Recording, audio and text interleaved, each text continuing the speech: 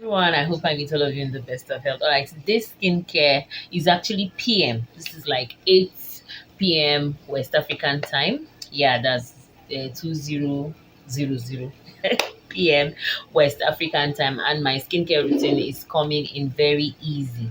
I have my retinol serum.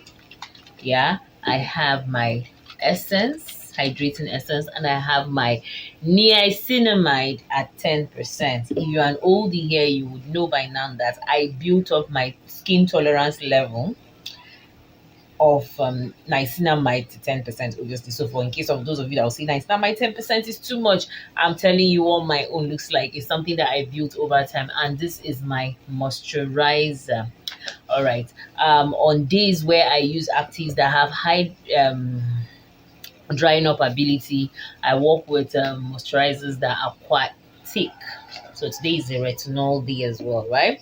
So I'm starting with my hydrating essence. And one very important thing, melanated skin, is the fact that a collagen stimulant like retinol or retinol in general, right? Vitamin A derivatives have high tendency of darkening our skin because this is something that is stimulating collagen. So, and when the melanocytes are triggered, because stimulating melanin obviously has effect on the melanocytes, and the moment your melanocytes are triggered as a melanated skin, um, it will readily begin to produce more melanin. That one is something you can't run away from. Share. Hence the reason why a lot of brown skin, melanated skin mostly complain about skin darkening. But there's something again about skincare for melanated skin. I would use the word compulsory. It's certain that we need to use products that are containing healthy tyrosinase inhibitor, good tyrosinase inhibitor, in order to even out our skin tone. And the fact that, like I said, if you have a collagen stimulant in your skincare, like vitamin A and even vitamin C, it's only normal for you to go for things that has tyrosinase inhibitors. And here's the reason why when I'm doing my skincare here, I keep telling you about using products that use tyrosinase inhibitor. Check out my old videos in case you have not noticed that I keep saying use these products. This body cream contains tyrosinase inhibitor. And hence the reason why you will see some creams will take toning, take lightening, and it's not bleaching. There's a difference from using tyrosinase inhibitor and using tyrosinate tyrosinase inhibitors. I mean, there's a difference between tyrosinase inhibitors and ingredients, bleaching ingredients, if you know what I'm trying to say to you. I have a video where I spoke about alpha arbutin. In as much as alpha arbutin is generated from hydroquinone, it has a slower release. It can be used long term. It does not have the tendency of thinning the skin or causing green veins, and hence, as long as it's in a favorable pH. Okay, watch that my video and you get the intel of what I'm trying to say here. Then we have other tyrosinase inhibitor like kojic acid dipalmitate as well, licorice. But the thing about kojic acid itself is the fact that it's a very strong lightening tyrosinase inhibitor that sometimes can be overwhelming on most or some melanated skin, and they begin to develop will I say beauty spot ish or something like that, or something we call here eczema or something. Okay, so kojic acid is not really my thing for stay on product. Plus the fact that when it stays in the product for a while, it changes the color of the product, and the color of the product doesn't look pleasant to me personally. Yeah, it doesn't look pleasant. So it's not really my thing because it has a lot of disadvantages. But so for some people, kojic acid is their holy grail, right? I would rather work with kojic dipalmitate, which I do only in my soaps, honestly speaking. That is the only place I think I have a tyrosinase inhibitor that is in a rinse off product, right? What again? What again? What again? There is Seppi white, there's sugar white, there's snow white. Forget I'm saying white. White is not that bad. You know what I'm trying to say to you. As long as you use it within the manufacturer usage percentage rate. While I am talking, let me be doing my skincare. So I'm starting, I've washed my face. If you're an oldie here, you know that every product I use here is from my product line. If you're seeing this face for the first time, my name is Asma Zakri. I'm a cosmetic from Little based in Nigeria, Port Harcourt to be specific. All right. So here, this is a hydrating essence that has licorice uh tyrosinase inhibitor in it, right? Yeah, licorice powder extract, anyone, is a good, very good tyrosinase inhibitor. Honestly, inhibiting tyrosinase with licorice has honestly little or no complaint.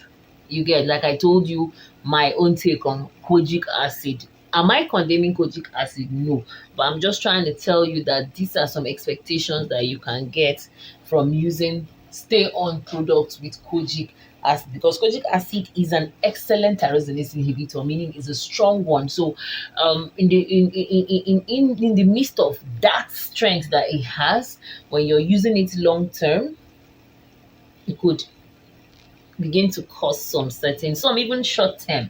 Do you understand? Especially for people that their skin responds very easily. Do you understand? One of my videos, one of my subscribers asked me if I don't use product on my ear. I do. I might not necessarily show it here, but I do. Is important. You understand? But you have to be careful with the kind of actives you put on your ear, because your ear is equally a very sensitive place. Do you understand? But honestly speaking, especially things with my tyrosinase inhibitor, I obviously use it on my ear. Do you understand? Because the ear too, exactly. Although most of my clothing, yeah, because I cover my hair alongside with my ear most of the time, so my ears are hardly exposed to the sun. So you understand? So you see that dark ear-ish, I don't battle that guy there. I don't battle that ish.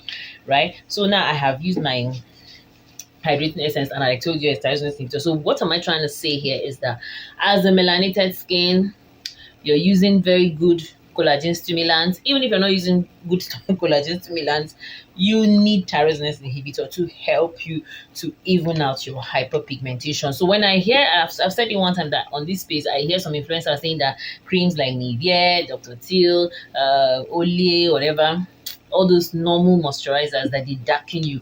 They don't darken you. In the first place, they were not formulated to brighten or lighten your skin. Do you understand? They were formulated just to moisturize your skin. So they are not darkening you. So as a melanated skin type, look out for products that has tyrosinase inhibitor. Forget the pricing point. Like I remember someone telling me that, and she's using Medix 55. Yeah, Medix 55 is a very good moisturizer, very very good one. But does it have tyrosinase inhibitor that will support the melanated skin? No. So hence, when you're using a beautiful collagen stimulant like your retinol or retinaldehyde or tretinoin, right? And you're not using any backup plan of will I say brightening the skin in between, your skin will really get dark. That's the truth. I think I've seen one product like that. I can't remember if it's a prescriptional product or a cosmetic product, where it's a combination of, I think it's a cosmetic. I can't remember honestly, but it was a combination of retinol and hydroquinone. But honestly speaking, I would not really recommend that. The reason is that hydroquinone is not something you use long term, but retinol is something you can use long term. So why that kind of combination? So if you buy that kind of product, it means it's product that you have to be going on and off with it. So you obviously have a backup plan that would complement when you stop using that product that contains hydroquinone and retinol. I don't know if what I'm saying here makes sense. Okay, so today I'm using a serum. I'm using a 0.25% serum of retinol. If you're an oldie here, I say it a whole lot. That let me do it like this. Let me do it because it's a little bit too light. It's light, so but I say I usually fluctuate. I fluctuate between small, medium, and high, meaning I have a 0.25% retinol. I also have a 0.5% retinol, and I also have a 1% retinol. So as a manufacturer, I would say I have the luxury of using all of them, right? You understand? You might want to ask, is it necessary? No, it's not necessary. I think I'm just flexing my opportunity, or I'm just enjoying my privilege as a cosmetic formulator. But by right, you're supposed to build it. Do you understand? What do I mean by supposed to build it? You're supposed to build maybe as a beginner, you're supposed to start from that 0.25% or 0.3% to 0.5 to 1%. Do you understand? But me, I just love to play around like that. Do you understand? At least it gives me the opportunity to use retinol more. Do you understand? And I can easily combine it. Do you understand, with active like azelaic acid, because there's something I notice if I use my retinol at 1% or even at 0.5%, when I use it in combination with azelaic acid, sometimes it makes my skin very uncomfortable. It makes it very itchy because azelaic acid equally has drying ability. Sure, you understand. So basically, when I use a lower strength of retinol, right, in combination with my azelaic acid, I do not battle that excessive itchiness. Sorry, I'm looking at my camera, I see, so I might not really, I will be going like this. All right, so I'll let this sit in. When I let it sit in, before I'll go over it with my moisturizer. I have my small fan in front of me, which I'm not showing you guys, but I am going to get the serum has settled in. So last but not the least, I'm going in with my moisturizer. So irrespective of the percentage of retinol that I choose to use, I still go in with a thick moisturizer. If I'm also using salicylic acid, I go in with a thick moisturizer. But if I'm using something like lactic acid or even azelaic acid, I can just go in with my lightweight moisturizer. When I'm going in with actives that are notorious for drying out the skin, I rather go in with a thick moisturizer. So at this point, I am done with my skincare routine for the night. And like I said, it's good you do your skincare routine at least let's say 2 hours before you go to bed, 1.5 to 2 hours before you go to bed. The reason, like I said again, so that your pillow will not reap the benefit of that skincare. One, and number two, again, some actives we apply on our skin. Example like retinol, it could take up to 20 minutes before your skin fully absorbs it. So immediately, let's imagine now I just finish my skincare, then I go and lie down. That's a waste of space. True or false? I mean, that's a waste of skincare products. And one very important thing again, when you want to indulge in skincare, sun protection is the best. In as much as we say skincare is consistency and all of that, sun protection is also very, very key. Like for me, I think sun protection at this point is even like more like a prerequisite for your skincare products to be more effective, because you wear on vitamin A, vitamin B, you use exfoliants like lactic acid, salicylic acid. All those ingredients have a high possibility or ability to actually cause skin sensitivity. So going under the sun, with the effect of those actives on your skin, in as much as you think you apply them at night and you wash them off in the morning, they are still on your skin. So you need a good sun protection practice. I have few videos on my morning skincare routine, because honestly, basically my morning skincare routine is a basic, but I'll still try and bring up more. Nothing much. Protection, antioxidants, hydration, but I'll still try and bring up more. But basically, you're rushing to go to work, school, or whatever. So usually morning skincare is like the most mildest. So everything happens at night, but at least the following morning you should be able to apply your sunscreen. Thank you so much. If you liked what you watched here, or you like the content on this channel, please don't forget to subscribe, give this video a thumbs up. Also drop in the comment section whatever question or whatever.